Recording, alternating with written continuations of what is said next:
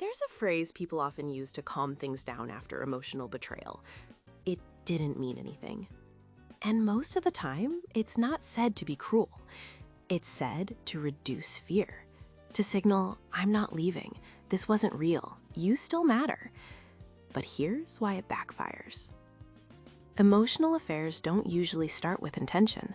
They start with connection, shared stress, shared validation, shared vulnerability. And sometimes that connection feels easier than talking at home.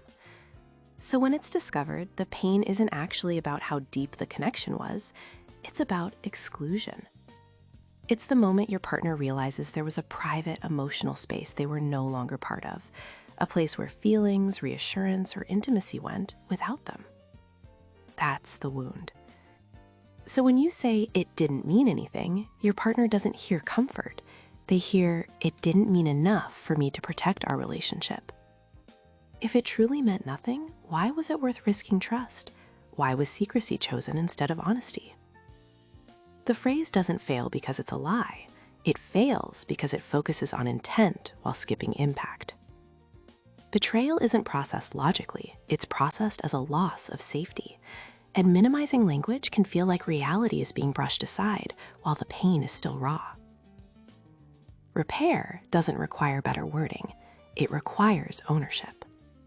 That sounds like saying, this mattered, it crossed a boundary, I understand why that hurts.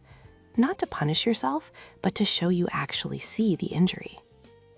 Trust isn't rebuilt by shrinking the moment, it's rebuilt through humility, consistency, and steady behavior over time.